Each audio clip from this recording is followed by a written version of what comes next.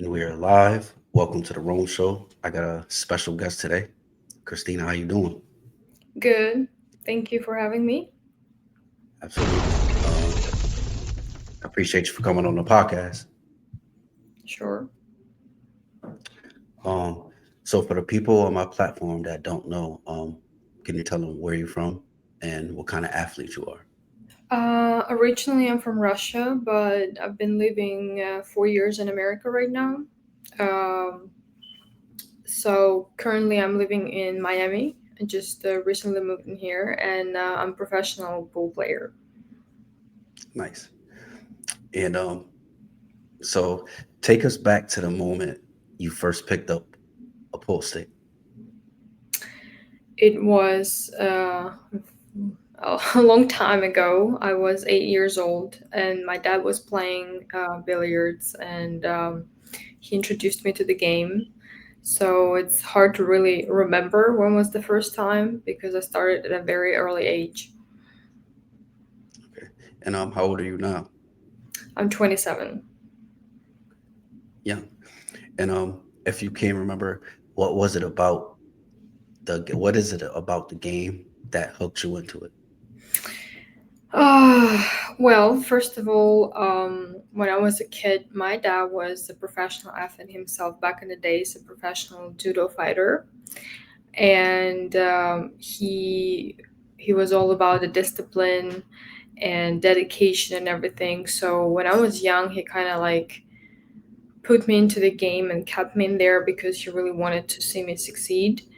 But then when I was a little older and started traveling around the world and winning my first competitions, I guess the drive of winning and my competitive side and realizing that, hey, I can actually be good at it. I can, make some money and, and then slowly just start progressing into basically my full-time job and my career because I got really good at that and I was able to, make a money, make living. So I stick to it. Right. So you're full time professional pool athlete. Yep. Congratulations on that. That's a big thing right there. Thank you. And so now that you went through the phase of going through it as the beginner and then realizing you can actually do it and make a living. Um, how do you feel about it now that you're living in it?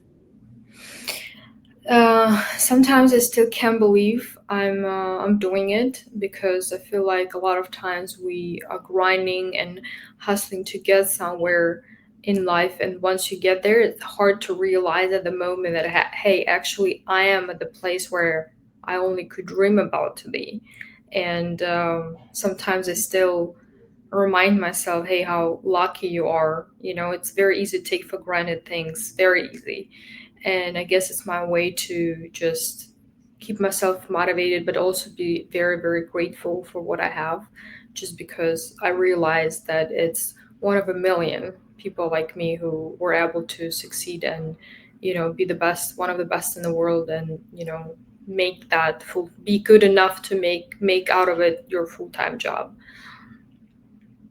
Right. Good one. And the path that you chose, I'm pretty sure it's not easy. And every professional athlete reaches a point where they must choose commitment over comfort. Yeah. What was the hardest decision you had to make on your journey? I guess moving into America. To be honest, I never really um, planned on moving. Obviously, I spent here a lot of my time because of the tournaments, and pool scene in America is huge. So many local tournaments, so many amateurs, and just generally great opportunity to make money. But when the war started and professional, like Russian athlete, been banned from official like professional competitions, there was no other choice but going in America to continue your career, and probably was one of the toughest decisions because I've never obviously like lived abroad. I was living with my parents in Moscow, so I've never lived by myself, and it was pretty tough to you know um, leave family and everything behind. Right. And you're from Russia. I always wanted to interview somebody from Russia, so that's pretty cool. Yeah. Um, can you tell us something? If someone does go to Russia, where's like a spot they have to go to eat or to have fun? Obviously, Moscow is, one of, it's a capital. It's extremely beautiful. It's very safe, despite I know Russia is being placed on the same level with, I don't know, Venezuela, danger wise, but it's not true because it's extremely safe. Unless you're trying to snuggle the weed, you know, Yeah. those or gummies. Obviously, it's illegal, but it's also legal around the world. So you would go to jail most likely everywhere in the world for bringing drugs. But anyway, if you were just walking in the street, there's absolutely no crime. So it's very clean. I would think people are very welcoming. If they know you're from a different country and you're lost and stuff like that, they would always help and try to help. So I think Moscow is definitely a place to go, or St. Petersburg. It used to be a capital of Russian Empire back in the days, so it has very beautiful architecture. So it's definitely a place to go during the summer. I would say summertime is better, but it's a little bit too cold in winter. Is there any animals that you don't want to run into that you guys have out there that's not in America or no? Um, Bears, but I know you guys probably have bears somewhere in Alaska because it's very close to Russia as well. So probably this is not an animal to go. I got two more things about Russia. What about a food dish? What's like the you gotta try this food dish? Oh, we have so many great food. And actually, every time since I live in Miami now, and it's a huge Russian community here, and we have so many Russian, like different Russian places, and I try to educate some of my American friends and my cuisine. I'm like, let's go eat some Russian, and you're gonna love it. And it's true, like everybody always, enjoys the food. So we have this very famous soup. It's made of beets, so a lot of people call that like a red soup. So it's called borscht. It's just a beet soup. But also we have so many different things like dumplings and pies. Like it has, but it's a mix. It's not really Russian because it's a little bit of Eastern thing, like Georgia and Armenia and Azerbaijan, kind of like their cuisine as well, where they do like a bread. It's like a cheese bread, but not like American cheese bread because it has like a lot of like salted cheese in between, and Yeah, you're like it's melted, so it's mixed with like fondue, a sweet, like melted cheese, and American bread, so something in between. It's really, really good. yeah, it sounds good too. And do you speak Russian too? Of course, it's my first language. Okay. How do you say how do you say thank you in Russian? Спасибо. Spasibo. Yeah, that was pretty good. Mhm. Okay. Fire, fire. And you being an athlete, mastering pressure pool is a mental game as much as a physical one. When the pressure is high and the room is silent, what do you tell yourself to stay locked in? It's true. Pool is billiards generally. It's extremely mental game, and I think a lot of your preparation and if you're looking to improve your game, you definitely have to target mental part as well. So uh, trying to stay in the moment, I guess it's trying to set up the correct goals and correct mindset. Just generally acquiring correct mindset, because if you're walking into a tournament trying to win, most likely you're gonna lose because you're putting on not like unrealistic expectations, but this is the game, and it's there's always a chance to lose even if you're playing your best game because it's just a game in the end of the day, right? So setting up the right goals of trying to control things that in your control and only focusing on things that you can do instead of expecting things to happen, I think is the biggest thing. So whenever the pressure is high, I just try to remind myself, first of all, that it's just a game and I'm coming here, and how fortunate I am to compete here, being somewhere, I don't know, in like Bali, Indonesia. It's like one of the most beautiful places in the world. And try to enjoy, because in the moment sometimes in the high pressure you feel like it's so like it's extremely important, like it's a death or life situation. Like if you're going to lose, it's almost like you're going to die. This is sometimes how you feel of how much pressure you're experiencing. So for example, like I'm wearing a bracelet and you can see like your pulse uh, zone during the games, and sometimes your pulse is like 120, 130 for like, you know, for an hour. So it's very very stressful, right? So at some point you feel like your whole body is just, you just want to give up because it's so tough, like mentally on you.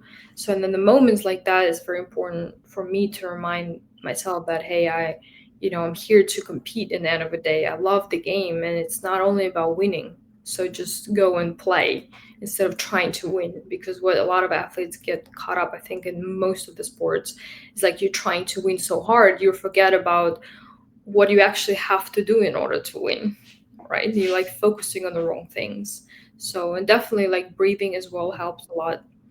So, All right, good one. And you being a professional athlete, there's confidence, sometimes there's doubt.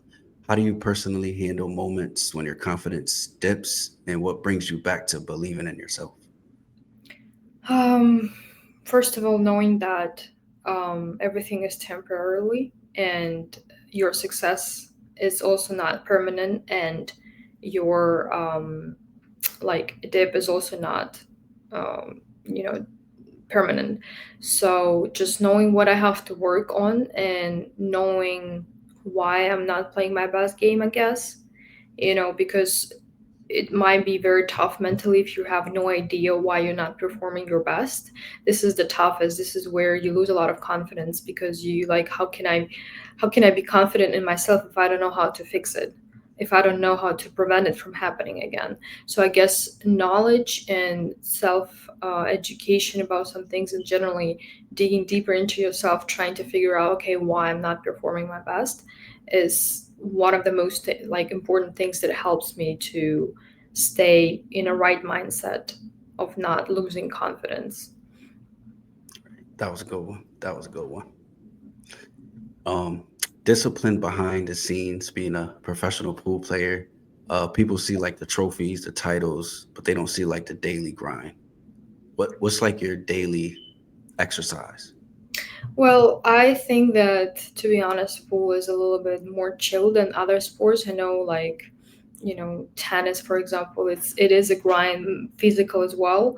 I don't think pool requires that much of like a grind, quote unquote, like physical, like other sports, but as we talked about, it's very mental. And while like you don't have to work out, for example, it's not required, like golf, for example, right? Yet one of the most like successful golf players as well, going to the gym and breathing and meditating, because it's not directly affecting them, but indirectly it is affecting you a lot, your mental state, which is the key in our sports, right? So it's like, you cannot work out, but if you work out, it helps your mental game, right? It helps you to feel more confident about yourself and just generally feeling better.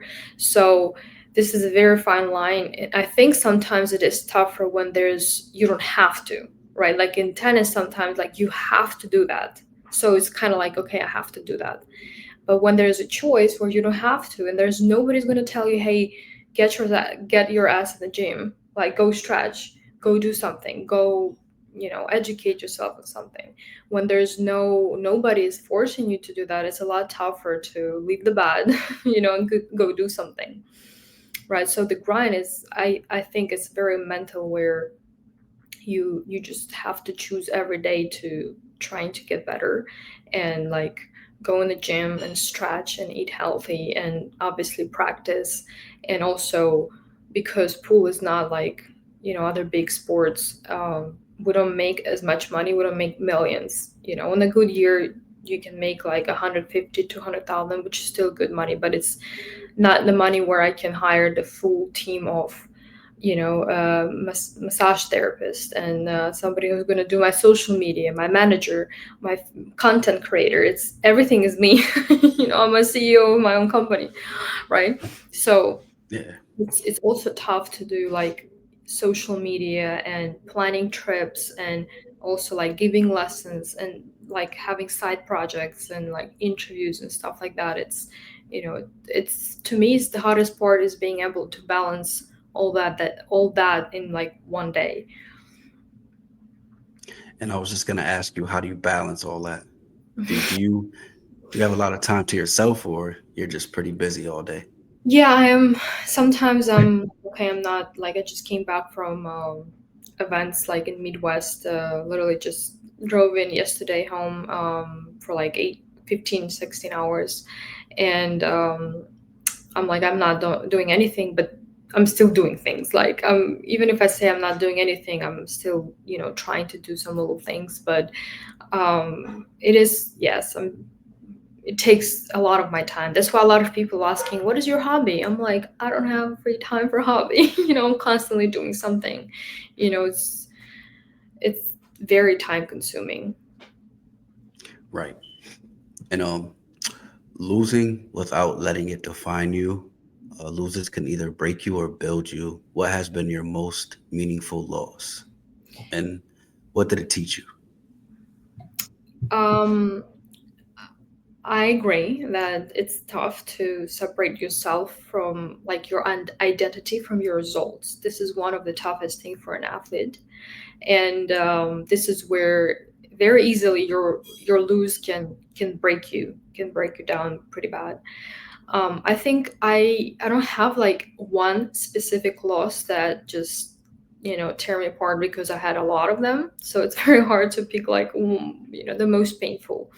But I had a year like of 2024 where I think I've lost in 5 finals in a row, um, and it was pretty painful because sometimes yeah you make a mistake or something, but sometimes you just feel like the game is not going your way and it's happening over and over and over again.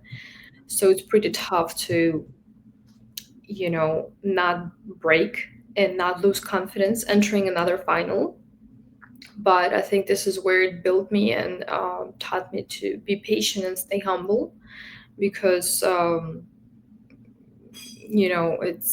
it's the easiest thing is always to break down. It's the easiest thing to complain, to be in a victim mode that, oh my God, why is happening to me and blah, blah, blah. It is a lot tougher to try to see the purpose behind it and the reasons, or not the reasons, but like a lessons, trying to see in every loss a certain lesson that you have to learn that makes you stronger and makes you, it's almost like something preparing you for a bigger purpose.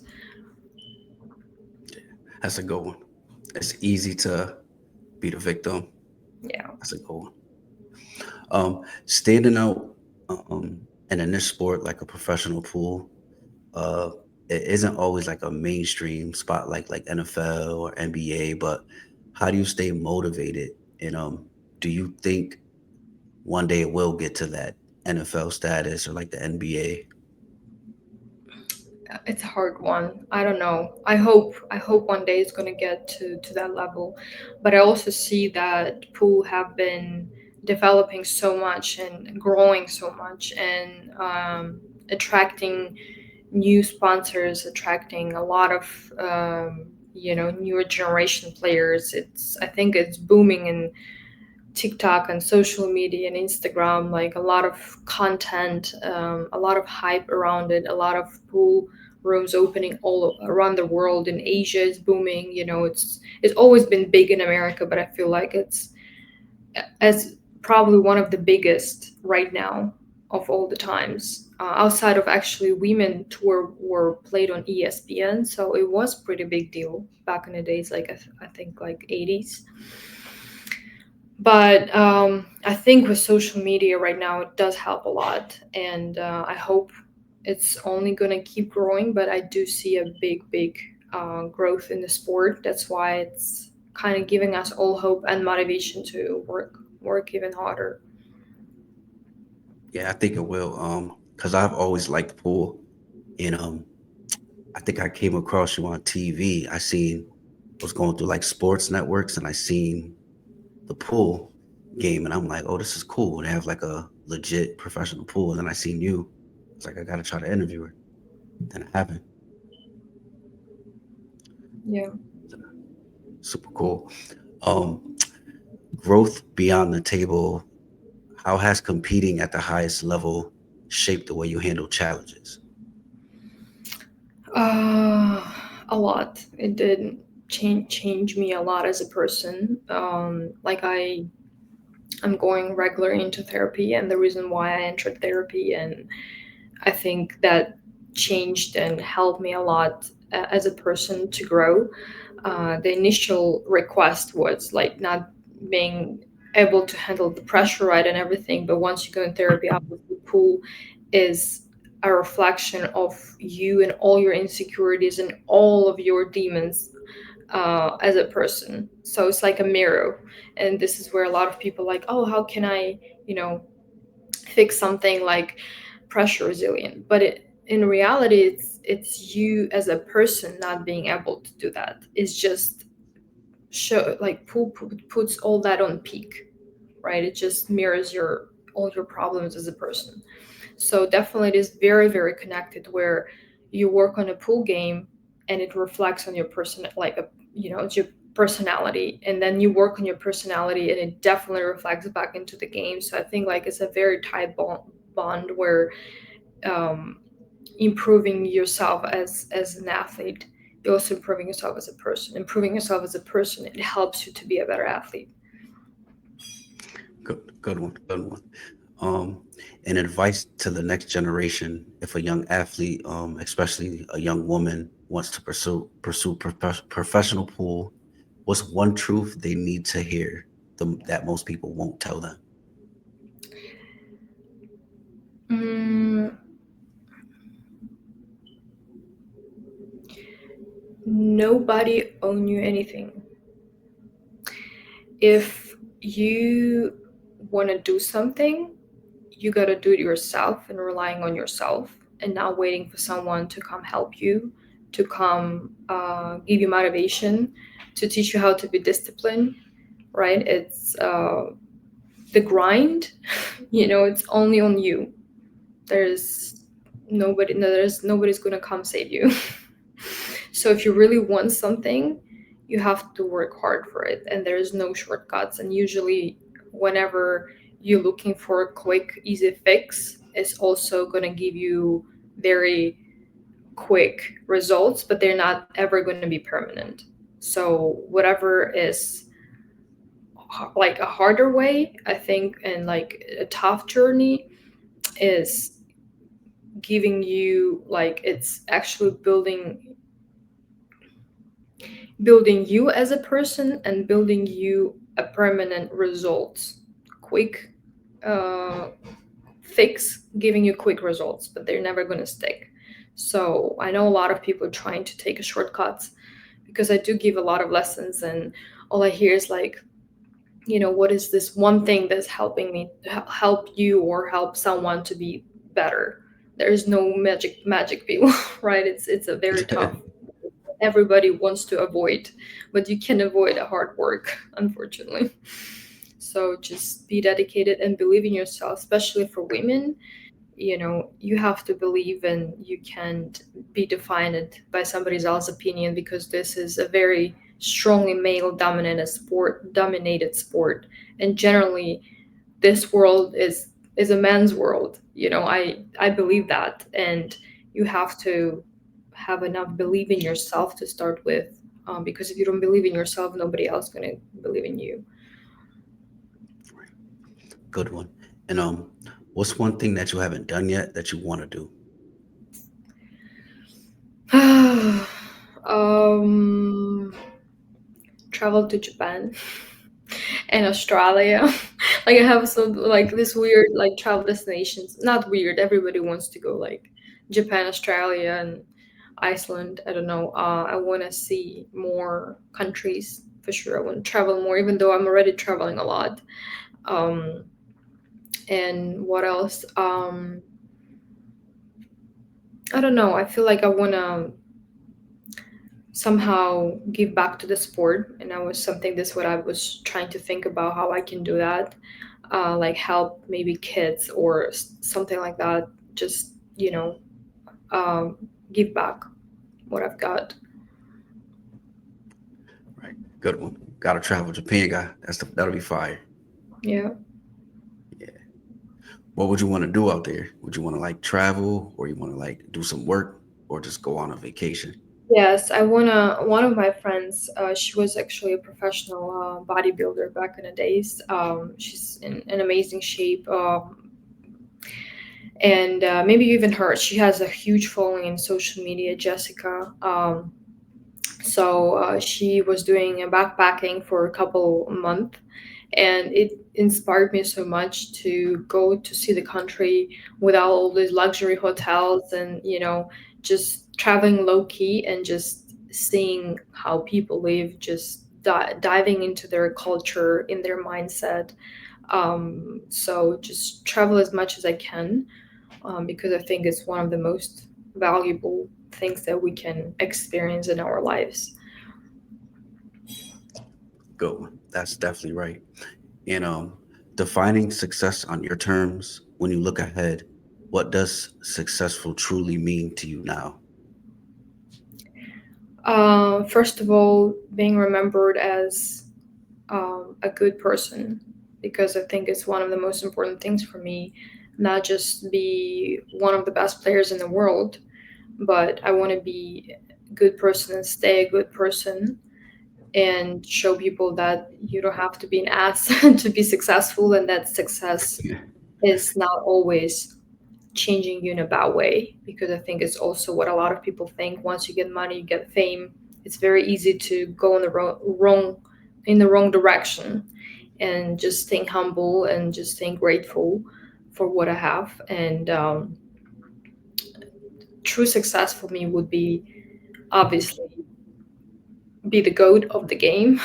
you know Maybe win most titles than everybody else, but again, most importantly for me, be remembered as one of the best, but also one of the kindest and, you know humble athlete out there. Right. And for you, for your legacy, what's two things that you want to be remembered as? um Maybe like inspiring new generation of players, like girls, because I know a lot of girls message me and talk to me and like looking up at me, and um, be like ambassador of the sport and be able to be part of success of the sport, if it will ever happen. Um, so, and maybe, I don't know. That's a good one. I never thought about it. um, yeah, be maybe like a Hall of Famer. So we have Hall of Fame of pool, and definitely, but it's over 40, so it's still some time to go for me. Yeah. Well, I really appreciate you for coming on our podcast. I got one more question. What's one thing that you want to put out in a small message for the audience? It could be anything about life. Um, this is my slogan that helped me go through a lot of things in life. Um, e- Expect nothing, appreciate everything. That's a good one. Expect nothing, appreciate everything. That's a good one. Well, yeah, once again, I really appreciate you for coming on the podcast. This was a good one. Thank you so much. It was a pleasure. Maybe we could do a part two soon. Absolutely. Hopefully, it's going to be a successful one. It will. All right. Keep doing big things. Thank you. All All right. right. Peace. Bye.